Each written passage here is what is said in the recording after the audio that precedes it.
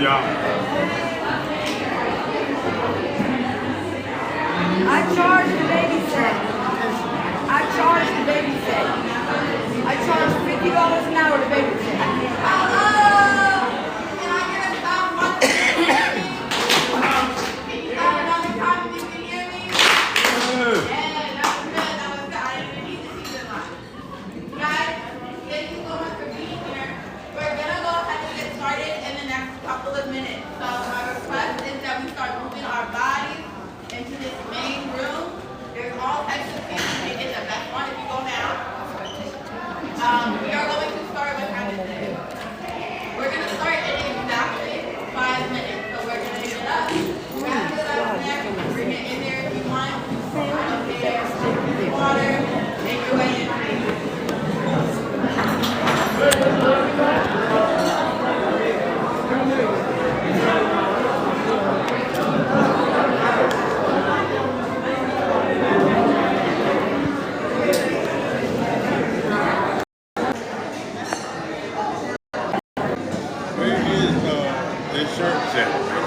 What shirt? The FairBudget? No. Where is this shirt set? What shirt? The FairBudget No, shirt? they're at the table. Go ask, Go to the front table. go ask Sophie.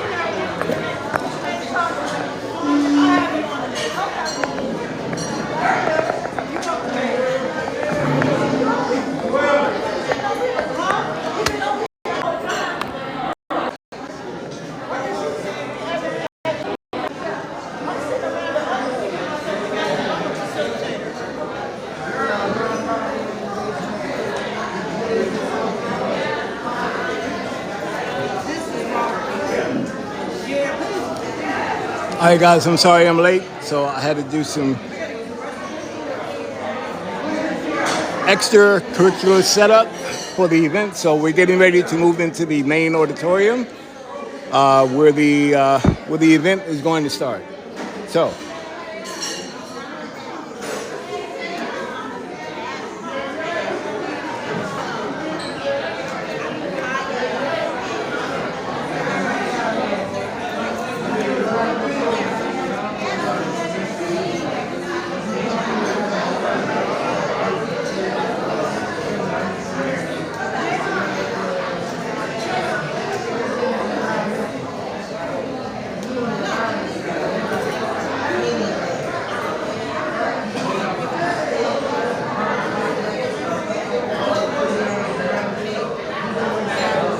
You got a lot of people that want you to invite them live. Yeah. I don't touch it because it's not mine.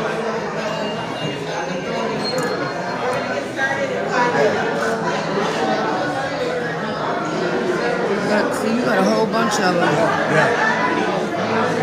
Yeah, you tap it one time. You'll see the invite. It's already sent. Just tap it.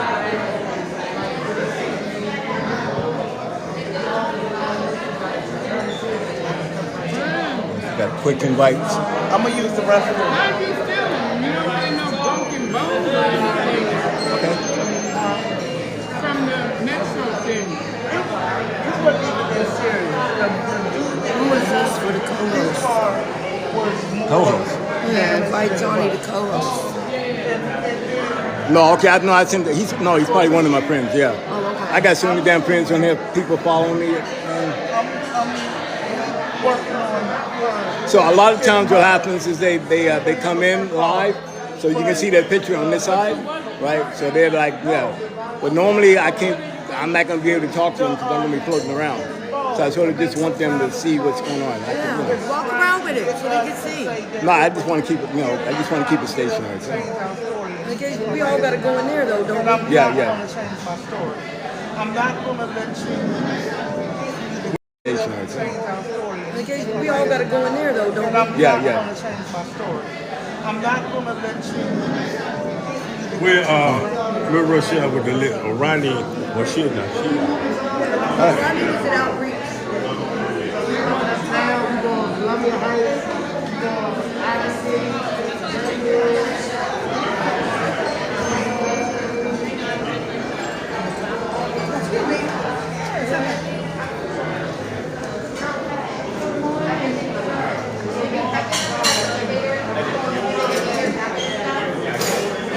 wonderful food we got. Tasty treats. No doubt.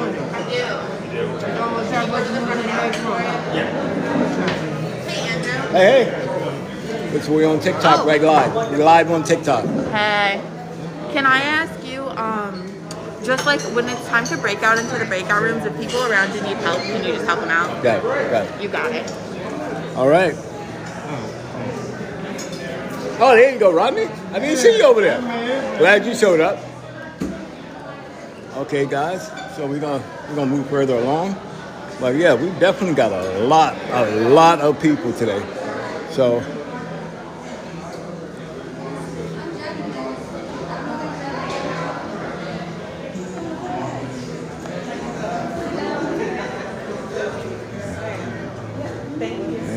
Yep. There's so much going on today, guys, you wouldn't believe it. A whole lot. I just want to kind of give you a tour of what it looks like. This is a huge sort of like ballroom kind of setup. You know, you have your stuff that you would normally find in a hotel setting. You know, it's pretty much it. You know. And so, how you guys doing? Everything okay? All right. How you doing, guys? All right. So we got a bunch of people from our streets and vendors as well. You know, and so yeah. No. I'm live on TikTok. I'm live. So if you want, yeah. So you guys meet some so. Tell the viewers what your name is and I'm Dre. They call me Dre Day. All right. So and you so far how do you feel about the event? You like it? Is it give me your? The event is perfect. Okay. So there's gonna be doing very well. All right. There's more to come. So we got the ballroom set up. So we got our speakers lined up. So yeah, no doubt. So are we gonna be doing some ballroom dancing? Well, in that ballroom, yeah, I think I misclassified that. So it's kind of like we're doing the budget forum. So people are going to be here. They're going to be listening to the speakers. I mean, I guess if you're very interested in how the city spends its money, this is why Fair Budget is here. So yeah, you're probably going to learn a whole lot about that soon enough. Okay, and so we have. And my name is Sonia Williams, and I love to volunteer here. And I'm so thankful and blessed that we are here to help the homeless. All right, and that's exactly what we're here for. So hopefully we'll be able to benefit from this a whole lot. Yes. So give me your take. What's your expectations for today's budget Well, forum? like I said again, I just got here within an hour's time, and everything is beautiful. And the main thing again, I'm gonna say it one more time that I love volunteering, helping with the homeless. All right. Thank you so much. Thank you. All right, you guys. So this is pretty much what we're doing today. So Fair Budget is off and kicking, and there's a lot that we're going to be. There's a lot of information, man, that we're going to be sharing today. So hopefully, like I said, you guys, if you're watching, you might want to get a pen, some paper, and take down some notes, man, because we're here in Washington D.C. We've been going through a lot in the last 48 hours. Believe me, we had our mayor was targeted by an oversight committee on Congress. She was drilled, and so lucky we have organizations like Fair Budget, man, that actually comes out and actually not just defend how the city spends its money, its budget, but it's instrumental in how it works. So, and pretty much this is what makes Fair Budget pretty successful in what they do. So, in just a few minutes, like I said, we'll be taking part in the budget forum itself. People are still enjoying their meals, and so yeah. So let's get ready to take our seats. Okay. What do you want me to do? We start in 2 minutes. Give me the book. Okay. Yeah, this is so you United Planning Organization? No. Oh, okay. But they need table space. Yeah. But they haven't shown up yet, so it doesn't. That's Rodney's food. Yeah. No, they need to make space, so we got another. Hey, Rodney, you're going to have to move, baby. All right. So in just a few minutes, we're going to be. I'm Andrew with Fair Budget. Fritz. Okay. Yeah, with so public rails. Okay, so we're going to be heading into the budget forum pretty soon. So this stay abreast, and we'll provide more information soon. Okay, I'll just. Yeah, you good, yeah.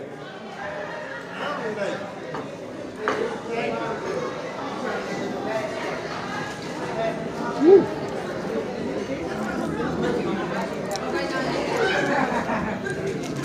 All right, so we are now entered into the Empower DC. Man, I'm glad to see you guys here. Okay, here we go, guys. All right, let's take another. All right, here we go.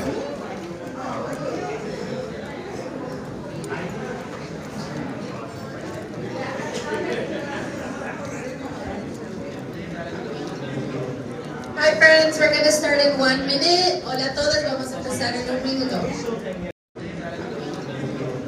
Hi friends, we're gonna start in 1 minute. Hola a todos, vamos a empezar en un minuto.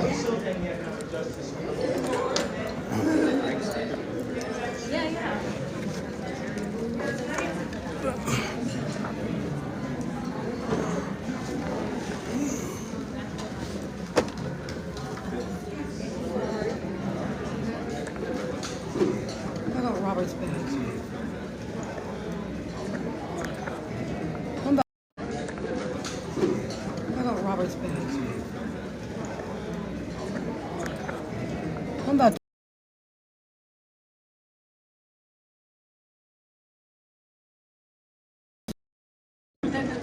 Okay, so I'm glad you're sitting there. So you're going to be here. No, I'm not taking it off my back. Okay. I know, but it's okay. Okay. Okay. So you're going to be here. Just Yes, I got it. Okay. So I got it sitting right on the podium. So Okay, where you going? I'm just it's right here. No, I need to. I got to make. Sophie's got me doing some other So stuff. when we're done in here, just grab it and take it with me. Yeah. Okay, just wherever I go, take it. Wherever you go. So talk to the audience. Do whatever you want. It's live. Okay. Okay. So, all right. So yeah. So you guys want to introduce you to my assistant? That's my assistant. She's going to be helping me out today. So as time goes on, she's going to do. I'm sure she's going to do a wonderful job. So she's going to conversate with you guys and kind of like give you some answers. Just make her feel welcome.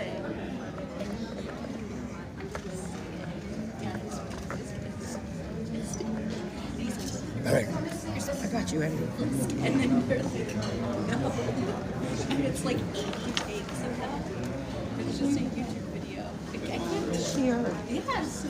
Next And door. she's like, oh, I can't remember what his name Oh, where Terry Thomas. Come on.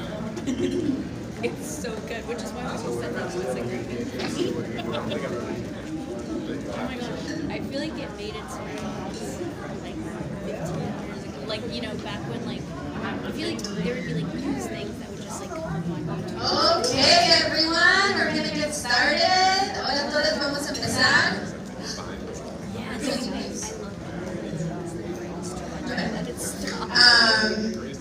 Hi everyone. Hey! We're gonna be talking all day. Vamos a hablar todo el día, okay?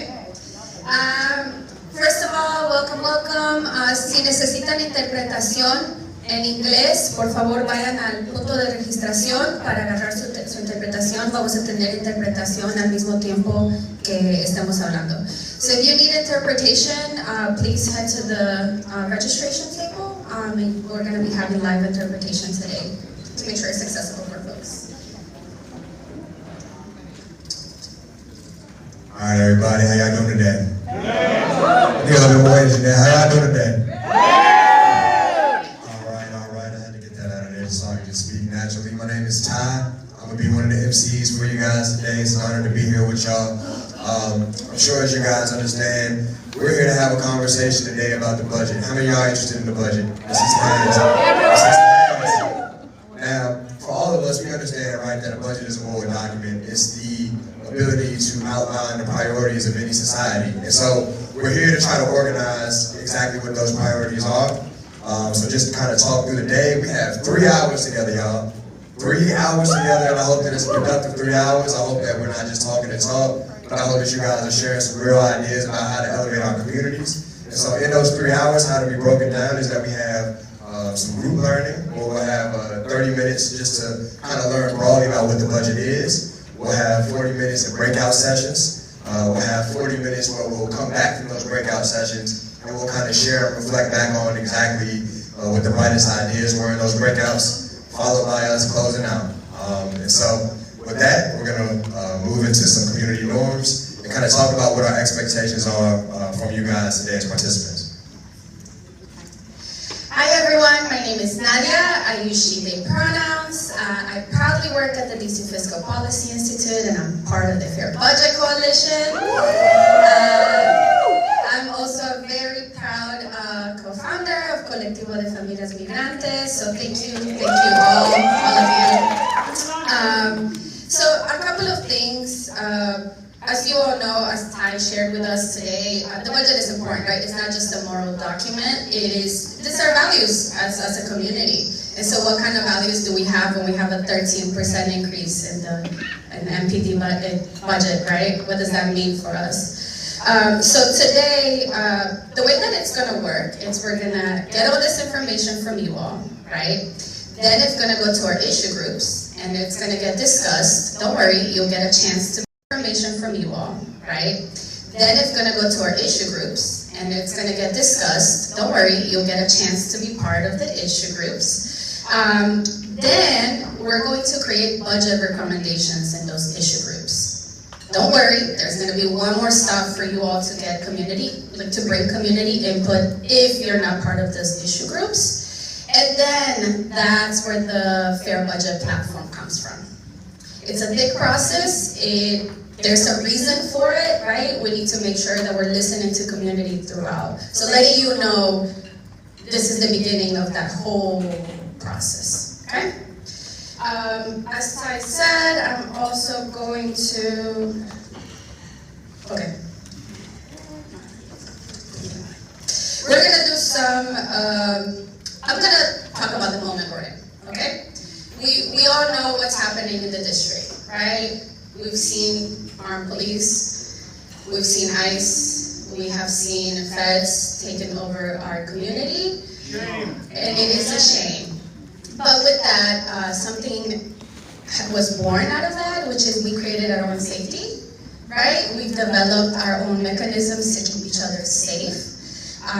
We obviously understand that we're in DC right now. We know that the occupation ended, but not really. This manufactured fear is still out there. And we don't expect that to happen today. But we're prepared.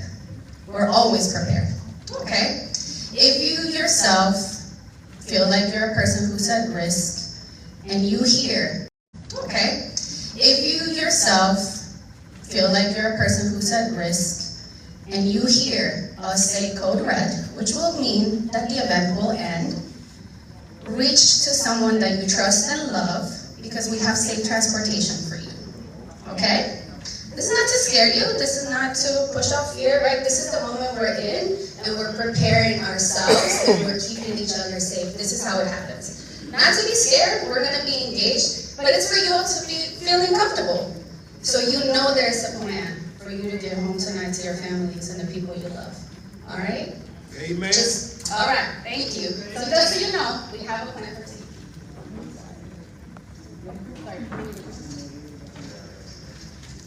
All right. So like I said, I'm gonna give you guys the community norms. You can read them right here, but I'll also say them out loud. And honestly, these community norms are things that you guys learned in elementary school, right?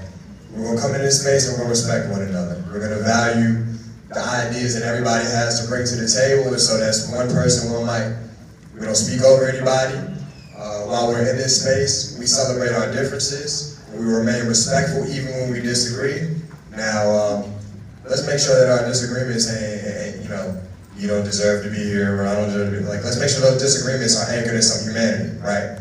But understanding that we're in this space to make this breadth and depth of ideas clash with the best ideas, right? And so let's make sure that we respect difference as we're beginning to have these conversations. Second rule, we keep us safe. Again, we keep us safe. You look around, look to your left, look to your right, you are responsible for your neighbor's safety. So make sure that you hold on to that responsibility. Number 3, we resist mindsets of austerity and resource competition. see also, y'all see the food out there, right?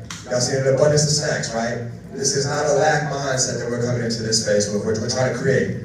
And so from that place of creation, we're leaning into that abundance and we're manifesting that. All right? Rule number 4, we acknowledge harm when it occurs and commit to holding ourselves and each other accountable. So like I said, I've given y'all some pretty clear rules on how to deal with each other, but there may be maybe a heated moment or something. You might lose it, right? In a passionate moment. We're humans. But in that way, make sure that you catch yourself. Again, make sure you remember that your neighbor is your business, that their safety is your responsibility, and that that's not a physical safety only. It's an emotional safety to want to be in this space to contribute, right? So making sure that we're holding space for that. And last but not least, take space and make space. Like I said, I hope y'all folks didn't come in here just to eat them sandwiches, drink up the soda, right? But I hope that we're actually in here for some generative ideas that we can write down and pass on to council and pass on to other stakeholders that will empower a budget that will ultimately empower DC. So, thank you guys. All right, so we know what's going to happen today. We know what's going to happen after today. We know all the contingency plans. We know our community agreements. And oddly enough, I'm going to pass it back to Ty so he can introduce the next person. All right, y'all. This person needs no introduction. I'm sure you have probably seen her everywhere, especially in this movement, not just now, but for years. I had the pleasure of knowing her from being a frontline organizer as well. But everybody please give a hand for Feeny. She comes up here. Hand for Feeny. She comes up here.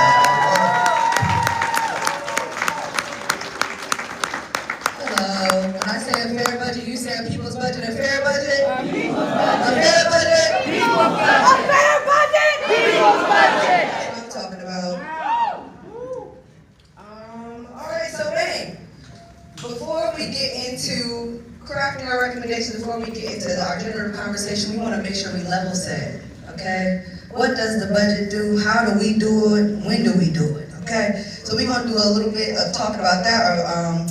So just, if you have any questions, I'm down to get started while I'm talking. All right, so here at Fair Budget, we believe that the budget is everybody's business. And that a budget is a story that is all about resources. Another way that I like to say it is that the budget shows you the priorities of the powerful. So, your budget is your story. And what is our story saying right now? Our story is saying that special developers, special interests, restaurant owners, and the police are the people that are prioritized by the powerful. And so we're in here to change that and to fight back against that. So, a budget is a plan, how to spend and when to spend. How to figure out the costs, and also using the income as in like the revenue that is raised throughout the year. Like what is that going to be dispersed to?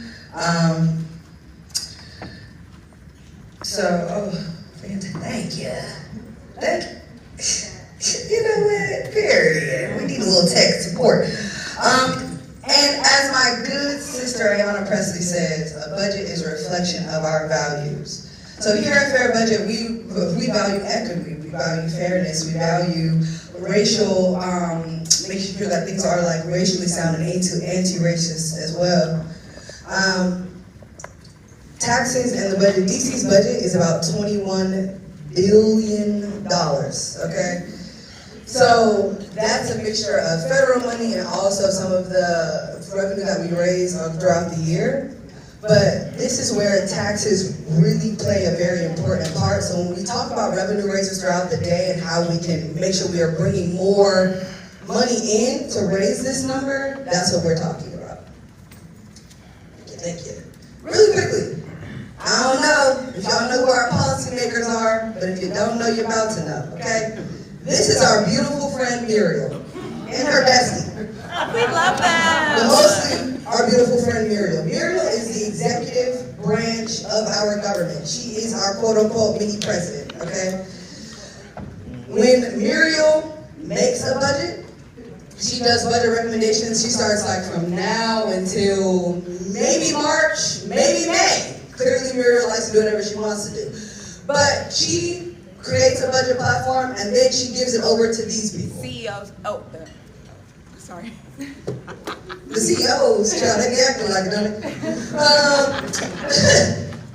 Anyway, so we have 4 at-large members. So that's Chairman Mendelson. You have who's the chairman of the entire council. You have Kenya McDuffie, Anita Bonds. Or is it 5? Because also Henderson is also at-large too, right? Yeah. Robert White and Christina Henderson, they're all at-large. You ask me which ward they're at, child. Brienne Nadeau is another one. We also have, she's not at-large, she's just a council member. We also have Brooke Pinto here. Boo hiss. Thank you. We have Matt Fruman. We have Denise Lewis George. We have Zach Parker. We have Charles Allen. And we have Wendell Felder. Shame. Yeah, I'm about to make another joke, try we have to leave that one out. So, babe, we're going to go back for me. So really quickly, like I said, Muriel starts with the budget. So right now, Muriel is starting her budget recommendations. Then she gives it over to the council, and then they legislate the budget. The problem with Muriel coming in and already having some things is that what happens here is 95% solidified, right? So we have to make sure that when we're coming into the space, we're coming with really like specific, measurable asks and demands, so that way we can make it as easy as possible for them to make changes that are actually going to transform the material conditions of our communities. Thank you, Fred. Okay, so where does Fair Budget fit in? Our budget recommendation process. So this is the first step. You are in it. Yay! Make it up for yourselves. So we start here. We start in community. Then we move into our issue groups, like Nadia said. Our issue groups are also community members as well as paid advocates who do budget advocacy, and they also help support the community members that are coming into the space, also know what the ins and outs of budget advocacy is. After that, the steering committee, after that is community voting. So we bring our recommendations back out to community. Y'all vote on them like, oh, this is what we said, this is what we're doing, and we narrow our list down. The steering committee then goes and scores it. We have a very stringent scoring program at FBC. Like I said, we very much value racial equity. We very much value fairness. We very much value things that are actually going to transform the socioeconomic conditions of the district, right? So our steering committee just scores it up against a rubric to make sure that our recommendations are actually meeting those criteria. And then from there, we start to launch our budget platform and we start our budget fight. This is when a lot of our, we're still doing budget advocacy and organizing at the same time. This is when a lot of our budget organizing starts to kick off. That's when we start showing up to the mayor's budget forums and possibly disrupting those. That's when we start going and showing up to the council, disrupting their votes. Maybe we're showing up to the council, we're organizing a lot of people to come and make public comment. But this is where Fair Budget fits in, is we are constantly pushing for more. We're constantly pushing for a better world because we know that it's possible. So we have our issue group spaces for advocacy, but if you're interested in organizing with Fair Budget throughout the budget season, we also have our Power and So we have our issue group spaces for advocacy, but if you're interested in organizing with Fair Budget throughout the budget season, we also have our Power and Action Community Council, which some of you may know as the Direct Action Task Force. We have something brand spanking new. It's kind of like the Direct Action Task Force, but not quite. And yeah, that is what Fair Budget does. And are there any questions about the budget process and where you guys fit in specifically?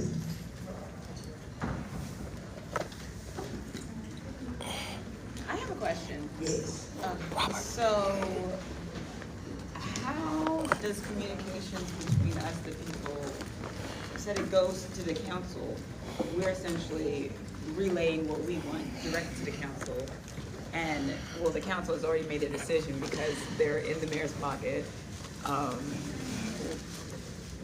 Do we really have any say in anything if they've already made their decisions? I would say so, because especially during the budget season, like, oh, you wanna ask something? So essentially, I'm wondering, just because the mayor makes her decisions and then she basically tells the council, which she's already spoken to, and they've already made their decision as to what they want to do, it pertains to whatever the mayor wants to do. How much consideration do they have, the council have, for what we say that we want them to do if they've already made their decision? So, let me clarify something very, very slightly. Okay, so the way DC Home Rule works, which is part of the reason why our budget season is the way it is that the council only has like 70 or so days to fully legislate the budget. So the mayor gets, I don't know, like 9 months possibly, maybe, give or take, to really think about and ruminate what her budget platform is gonna be. She works with her budget offices and all those folks, and then they just like give to really think about and ruminate what her budget platform is going to be. She works with her budget offices and all those folks, and then they just like give it to the council, and they have that 70 days. Within that 70 days, we are exercising the power that we've built to influence the council to do the things that we want. This budget season specifically, there was a lot of conversation about like revenue raisers. There was a lot of conversation about possibly, maybe, hopefully, trying to stop the stadium. And even though, because of everything that's happening on the federal level, we didn't get the full breadth of our ask, we were at least able to change the conversation and push the narrative, especially at this time. I think that's very important. As we continue to build power, we're also going to be building our capacity to work outside of this system and work with their constituencies and their voters and things like that, so we can actually exert more influence over them. But currently, because everything that's happening on the federal level, yeah. We had a collective answer over here in the host corner, so we won't add on to her answer. Yeah, there's also, once the mayor, proposes her budget to council, then we can pressure council, because council has what is called like Little Cow, which is the committee of the whole, where they have like public hearings. Then different pieces of the budget get sent to different committees, and they all have their own public hearings that you can go and testify at there. So they also get to hear from you in that. Like, there's more chance to really move the council because they have more opportunities, like public hearings, to move the council. But in things like revenue, there's no public hearing on revenue because there's no committee that deals with that, right? So there's some things that we kind of got to finagle in via amendments or via legislation, like whatever it has to, like passing laws or putting amendments in the budget. So there's a lot that you can do once the mayor transfers the budget over to the council. I'll also add on that part of what we do is accountability, right? So it's important to know primaries are coming up, folks are running for office, our council members are concerned about their job. One of them just said he's running for Eleanor's seat. Some of them are positioning themselves to make sure that we're doing accountability so that when our electeds do not do what we told them they need to do with the budget, then we vote accordingly. Our social media looks like, hey, we saw you fuck the budget up, and so we're talking about it in public, right? We're showing up to the hearings. The more we can make our electeds uncomfortable with the fact that folks are dying unhoused, the more influence we have over them, right? And so again, some of this looks like advocacy and being in hearings. Some of it also looks like direct actions, because if we're allowing them to go to work comfortably, like we're not in a state of emergency, then we're not putting enough pressure on them. Raise your hand if you're feeling the pressure of the federal administration. Raise your hand if you're feeling the pressure of the housing crisis in DC, right? Yes, Lord. Okay, we got a yes, Lord in the back. I'm gonna add to that. Yes, Lord times 2. Okay, so part of our job is also to make sure we're applying pressure to our elected officials, and that's where all of us have to come in. Because those of us who work here, we can't do it alone, right? And so all of us have to be a part of the process, and I'm gonna pass the mic to Tab. And of course, like how I passed the mic to me after she said all the cool shit. Hey, look, man. At the end of the day, though, I think she really just spoke to like the truest nature of it. Like Nadia gave us some of the more technical granularities, the committee of the whole, it is. The simplest thing is that this government is of the people, by the people, and it's supposed to be for the people, right? Nope. Now, in that, there's so many levers of control. They're elected the people, by the people, and it's supposed to be for the people, right? Nope. Now, in that, there's so many levers of control. They're elected. It's our votes that they get elected by. And so, as Micaiah said, let's just imagine DC as a political sandbox. Today, it's council member of Ward 4, Ward 5, or this or that, but we know they have aspirations. We know they want to be the mayor. We know they want to be the attorney general. We know they want to be this, they want to be that.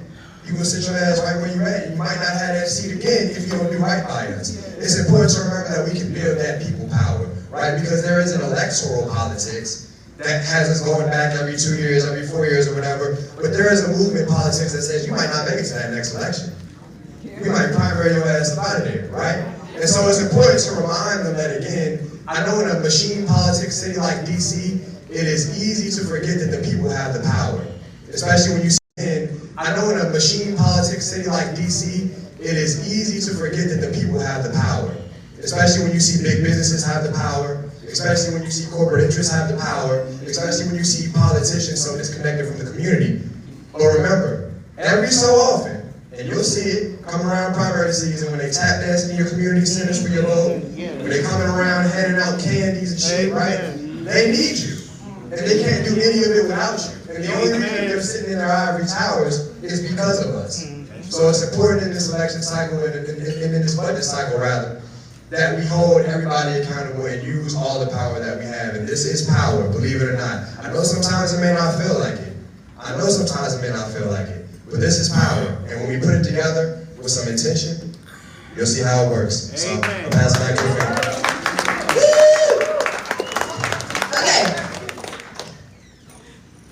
Hey, is that Jessica?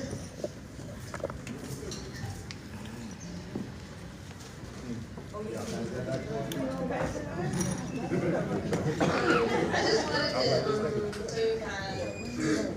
once the council members, you guys made a budget or whatever, don't it goes back to the mayor? It goes back to the mayor, so she can agree with it or disagree. Right, she can sign it, but it doesn't mean that. She can't edit it, though. Yeah. Like, did everybody hear her question? Yeah. She said, basically, once the budget is finished, like after the council does their second vote and they approve the budget, does it go back to the mayor? And the answer is yes, it does go back to the mayor. Her and her bestie child. But the thing about it is, so last year, Muriel didn't sign the budget and it didn't make a difference. Like, she can't edit it once it's legislated into law. The only people that can reject our budget is Congress, and they can't do it line by line. They can either reject our budget as a whole, or they can approve it as a whole.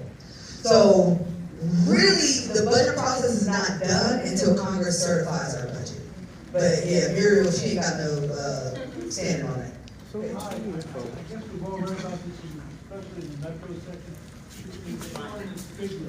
$1.1 billion is part of this overall amount, and that hasn't been ratified because somebody in Congress didn't sign off on it. What is this 1.1 billion? What part of the budget is that? Can you explain? So you're talking about the FY25. So fiscal year 2025 was last year, like it's our current spending right now. So it's like the budget that they approved last year and the money that we're spending right now. So that 1.1 billion was stripped out of the money that we're spending right now. Now the continuing resolution, they said they might give it back, they might not. But that money affected like services that are happening now. Like it's not going to be in the future. So, to piggyback off what she said, so what is the mayor here for? Well, I don't know. Okay, so the home rule gives us our council and our mayor. Our mayor is the executive. Now, she has a lot more power than she pretends like she has. She has a lot more power than she pretends like she has, but she only uses it for the people that she wants to use it for, that give her campaign donations. And she's scared of the man next to her. And real bad. Yes, real scared of that name. That's her husband. Yeah. She's scared of You know what? Say that word. She's scared of When she's putting her budget together, does she have help from like her staff or the councilman? Who helps her put the budget together? So it'll be, yes, the CFO, the Chief Financial Officer of DC. It'll be her budget office. The mayor has her own budget people, her whole own budget office. And then, I think that's it, right? Jenny Reed also, because that's not the CFO, but it's just, yeah, that's the budget office. Phil Middleton ain't voting for nothing. That man ain't They need to voting fire for him. nothing. I wish. Wow, we all need to. He's not. It is up to the CFO to get a supplemental budget, which is basically how they, so the supplemental budget is how they evaluate the money that we've spent this year. And like, it's not quite done yet, and they're like, okay, so how are we gonna get through the rest of it? So they adjust spending levels accordingly. This is the last question I'm gonna take, then we got to go. We got to go. Very quick. So the CFO and the mayor's budget office are all appointed by her, I'm guessing, right? Yeah, we don't get to elect them, and that's important. What we can do is build pipelines of folks who are applying for those jobs. Those are not elected positions, so the mayor's budget director isn't elected. The chief financial officer isn't elected. He's a very smart accountant, but we didn't vote for this man. So it's important for us to realize that there's power in applying for jobs like agency director, like budget director. If you're a mathematician, you be carrying the one and all that. You too could be a budget director. You feel me? Those are not elected officials, and so part of our growth as a community is figuring out how do we prepare folks for those jobs, right? Who's going to be our next director of the Department of Human Services? Who's going to be our next director of Child and Family Services, right? It could be somebody in this room if we playing our cards right, but right now our ops are choosing those people. The ops is Muriel, y'all. Muriel gets to appoint those people, right? And so if we don't have a candidate pool that we're sending to those places, she pick who she wants. And that's important to know. So when you elect the mayor, you're also choosing their deputy mayors, their budget office, all the agency directors, all that, because all of that falls under the executive branch. We just voting in the blind. Yeah, voting in the blind. It's a little bit. Okay. Dang. All right, come on, last one for real. Because you look like you've been really waiting patiently.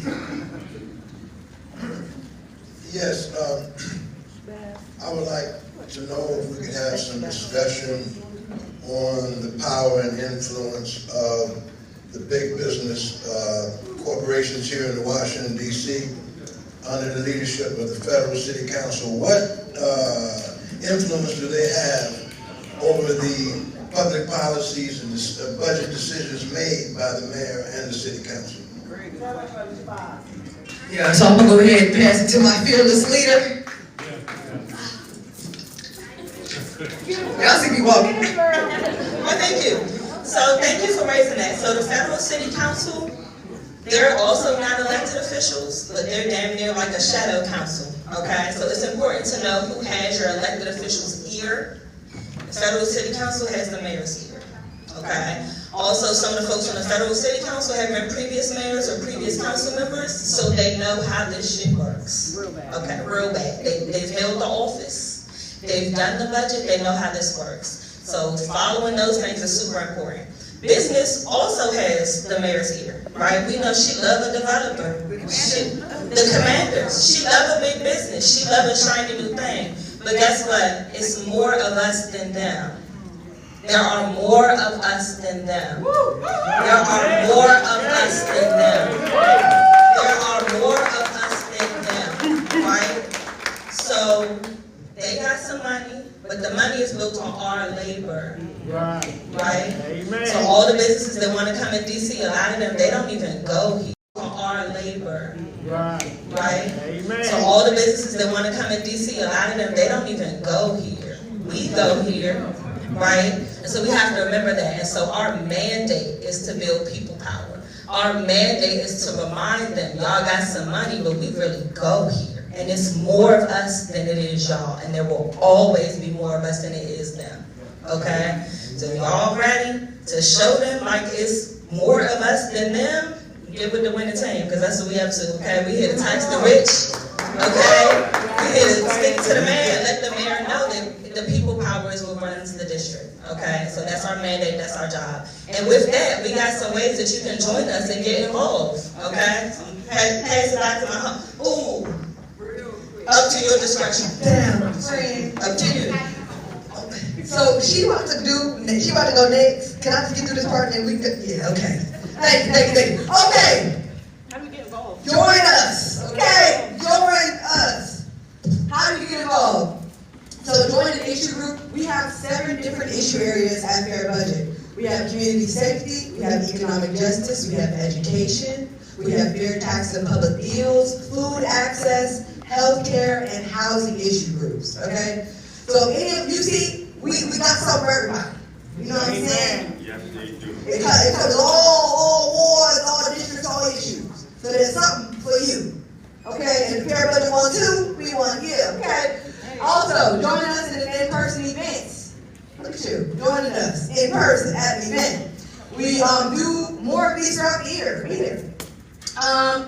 Simple things that you can do from home. So we do letter writing campaigns, we do emails, we do all different types of things. There are so many different ways to get involved in movement work. We also do public comment. It's also something you can do from home, because you can also do it virtually. So if you need to, I don't like the word testify at council hearings on legislation, but public comment, want to make some public comment on council hearings, that's also a really great way to get involved with us. And now I'm going to pass it to Nadia, who's going to pass it to my fearless leader. Thank you, Katie. Please, let's give a warm thank you. All that energy. Okay, so I get to introduce someone who's already been talking, someone who is the executive director of Fair Budget, someone who I think forgot we met over 10 years ago, because we were in a training group together. But since I've met Nakaya, I've had the pleasure to see her just lead in ways that are creative and exciting and new, but that also get us to a place where we win. So I'm so excited to introduce Nakaya. Let's give her a warm welcome, everyone.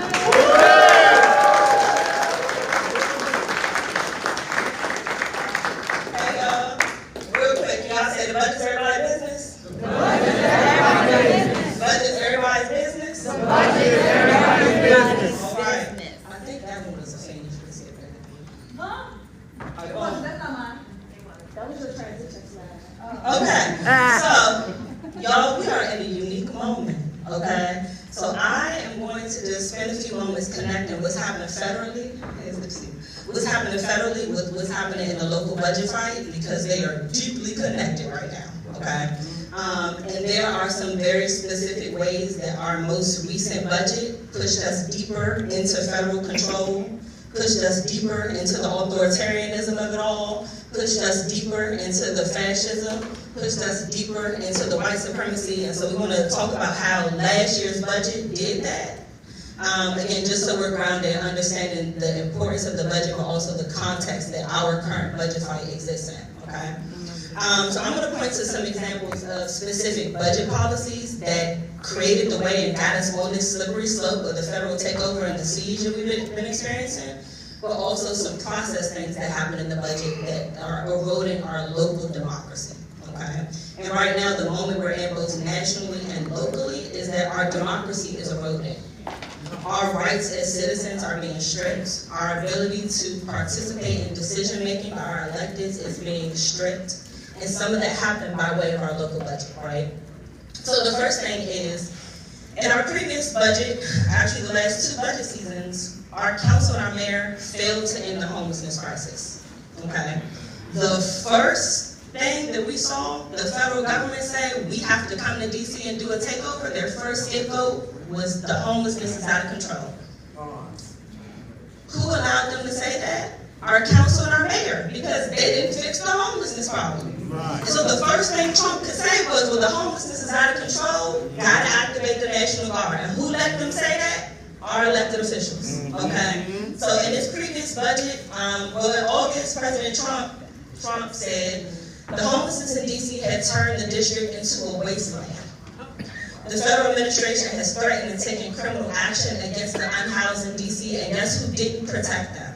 Mayor Bass. The mayor and the council.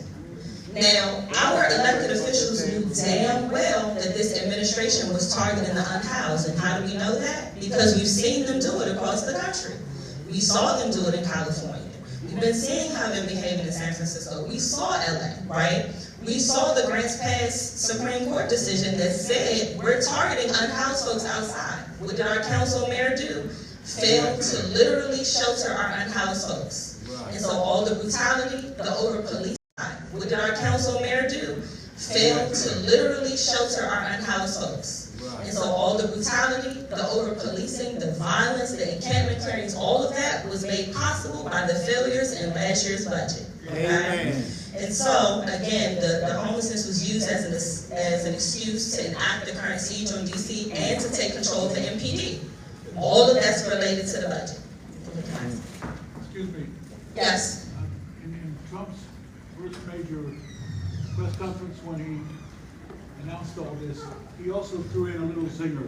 We're going to tear down the slums. I asked at Congressman Norton's office, that includes Capitol Hill, Georgetown, talking about he considers any old brick building slums. Not only old brick buildings, but it's racialized, right? Appreciate you. So in his signaling that we need to tear down slums, he's also talking about black and brown neighborhoods, right? It's a dog whistle. So what he's saying is he wants to eradicate places where poor folks live, where black people live, where immigrants live, where the working class live, where the poor live, right? That's what he said. And so our failure locally to fix the housing crisis left us wide open for that bullshit, okay? The next one is our youth have become an open target. So this is another area where, Trump is referring to our children as roving mobs of wild youth, criminals, evil.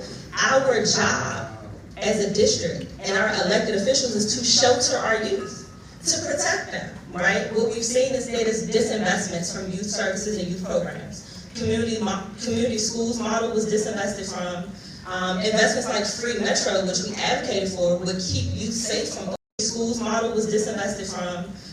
Investments like free metro, which we advocated for, would keep youth safe from over-policing. I know who didn't invest in free metro? The mayor and the council. Right? We used to have it, didn't it? We used to have it. Exactly. And other countries and other municipalities are doing that. What are we doing instead? We got the police out here fucking our kids up over metro fares, right? That's a decision on behalf of our council and mayor. Yes.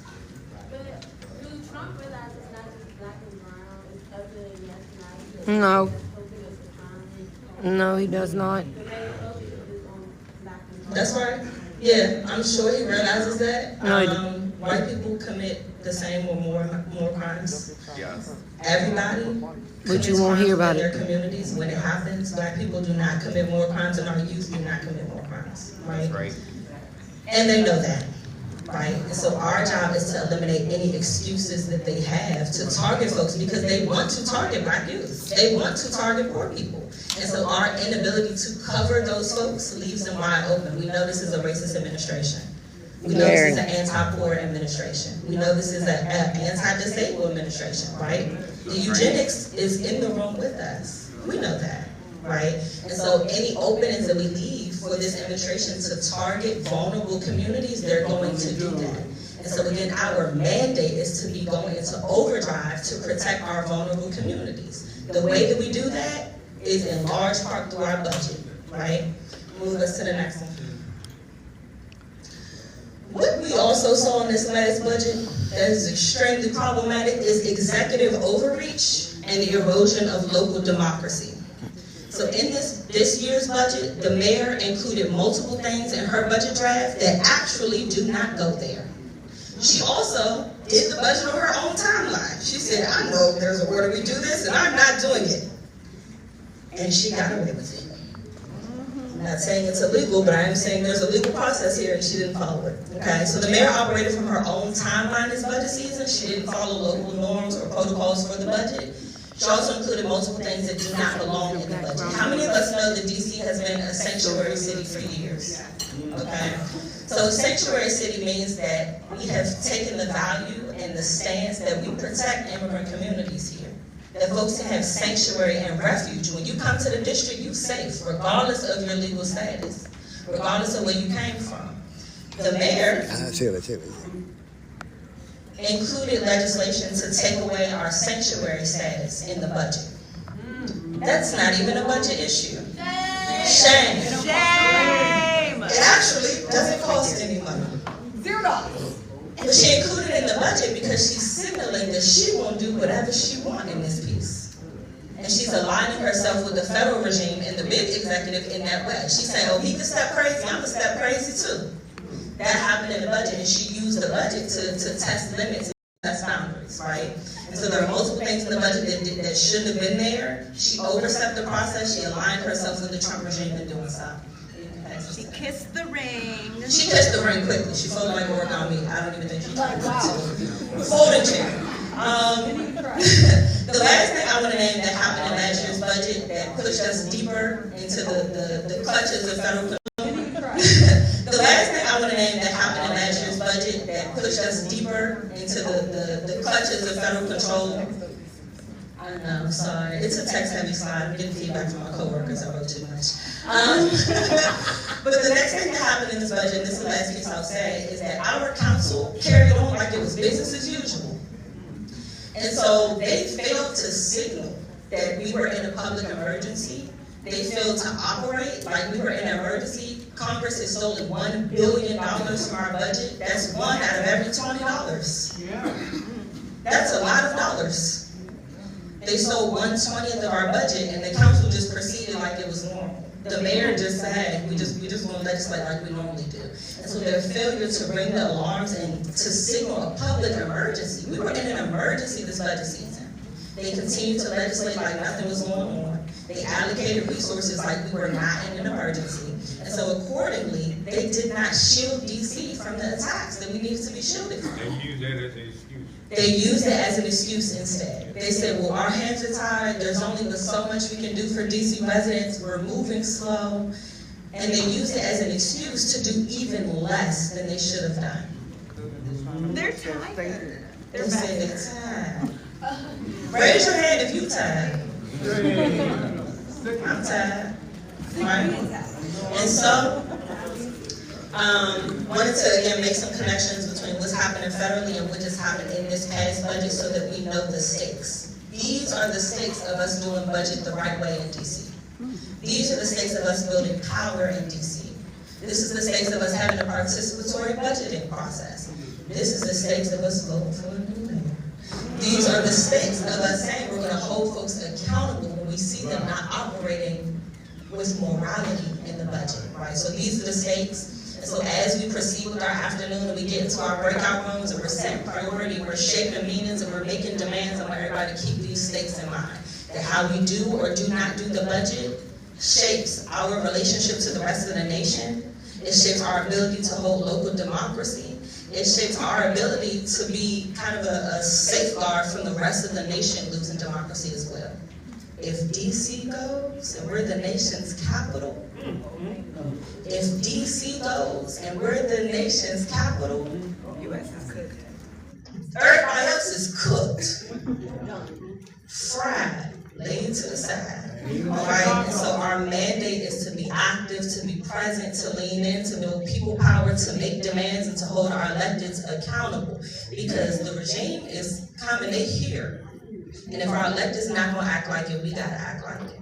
All right. Thanks, y'all. Pass it back to the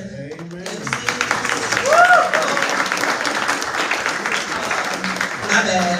There was a couple questions. Whoops. Okay. Yes. Sorry, y'all. Thank you for piggybacking. My name is Amy Allen. I am an active representing advocates I'm sorry. Hi, I'm Amy Allen. I'm actually representing a few people today, Advocates for Justice and Education, as well as Mothers Outreach. And I actually just signed up for the advocacy for homelessness this week. Well, you know, so thank you for having this. I never knew. How many times have y'all done this before? It's only our second year, so I love it. we'll be back next year. I love it. So my whole thing is this. This is a question and a statement. What happens, what's the worst case scenario if us as Washingtonians hold our tax money and don't pay our tax? Come on. Okay. Yeah. So an important note is that we pay taxes to the federal government. We don't have representation, one.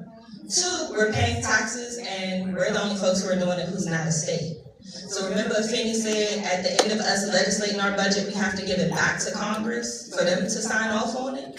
You know who doesn't have to do that? The other 50 states, right? And so part of what we can build towards and how we can fight back is we shouldn't be paying federal taxes. But you know what we have to do to get that? Organize. Because if one of us stop paying taxes, you're going to jail. But if enough of us stop paying taxes, if all of us stop paying taxes, if everybody don't pay their taxes, they can't build their state. They're going to hear us, they're going to feel us. They're not going to be able to snatch that $1 billion from us anymore. That was our tax dollars that they took, actually. And when they took it, they can't even spend it. It's actually just sitting in a bank account. Like, it's not like they took it and gave it to another state. It's just sitting. But it's sitting and it's collecting interest. It's collecting interest, that's right. And so part of what we should be organizing towards is those kind of strikes. But it takes organizing, it takes us building collective power and building shared analysis, telling your neighbors to make sure they get involved, to your friends, your cousin, your mama, your baby daddy, everybody, because that's the type of shit we gotta work towards. I'm getting the time cue right here, so I'm actually not going to take any other questions, but there will be time later. We got the whole afternoon together. Welcome, get comfy. With that, I'm passing the MC. Thanks, y'all. All right. Thank you, Ryan. Okay, friends, we are going to begin our discussion here with each other in the room, with your neighbor. You're going to be turning to the person next to you and have a quick discussion with them before we break out into the bigger groups. And we just want to get you thinking. We just want to get things moving. I want you to think about a couple of things. First, consider what are some of the most pressing ways this budget is impacting you. Right? So how is this budget impacting you? What do you think about the way that DC is allocating funds? Right? I think I shared at the beginning that there is a 13% increase in the Metro Police Department, right? The mayor said this. I didn't just make this up. She said this herself. And what are the most pressing things in the budget for your family and your community? So how is this impacting you? Where do you think the resources are going? And how is that impacting your community? And what's going to be the end result after we had that conversation? Yeah, we're going to continue to have those conversations and we're going to break out into the groups and that's where the recommendations are going to come from. Okay, so I'm going to give you all 2 minutes, 3 minutes to turn to your neighbor. Let's talk about budget. All right? Let's do it. Pretend you're a judge.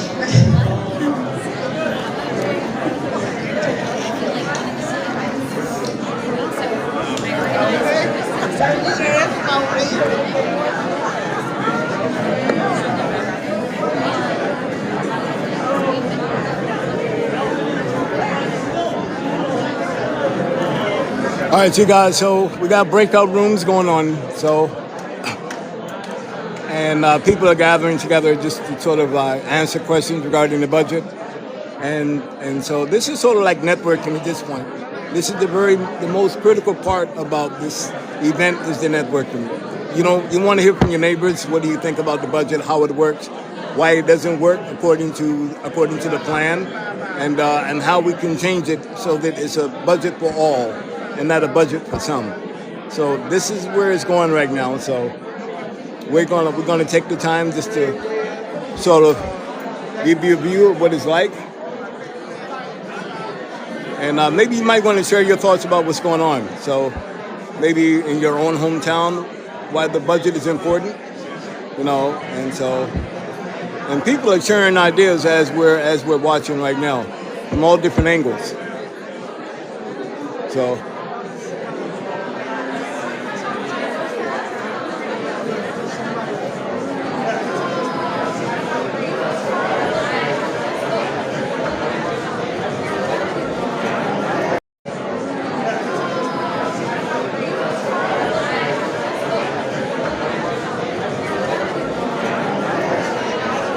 Yeah, we got people talking among themselves, This is an important event for DC, so just to remind you guys, I don't know where you're from, but if where you're from in your city, if the budget is really important, you might want to have a serious discussion, because here in DC, they're not just trying to change DC, they're trying to take away money that's essential for DC, and this is Trump's plan for taking over, which is really not real. It's really not. It feels like you're living in a dreamland. The things that you value the most are the things that Trump is taking away. So people are coming together right now here in Washington to strategize and try to come up with changes that they think is important. So again, wherever you're from, you might want to take an example as to what Fair Budget is doing. Fair Budget Coalition is designed to help people understand the budget and how the city spends its money. It's your tax dollars that matters. So this is where we at today.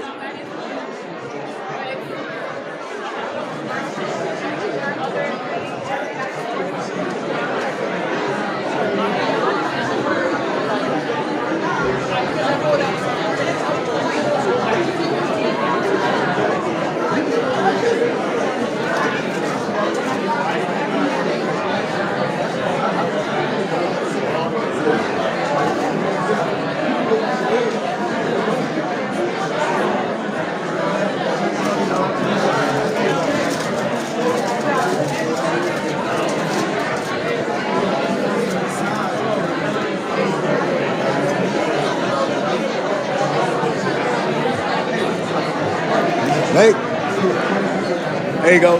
So yeah, man. So what do you think about it, man? Give me some of your thoughts. What's going on? I think they need to really start and stand up and start doing.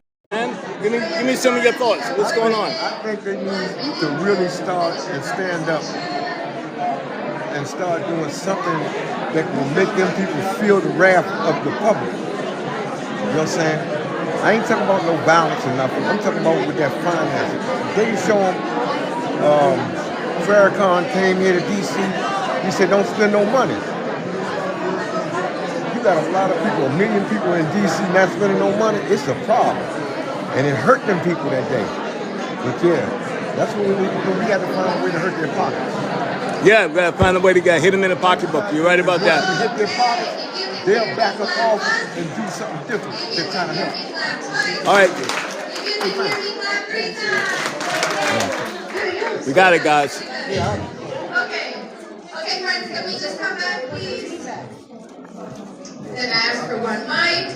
We're not going to share back yet. This is to get you thinking. I'm going to pass it over to Ty so we can go to the next section.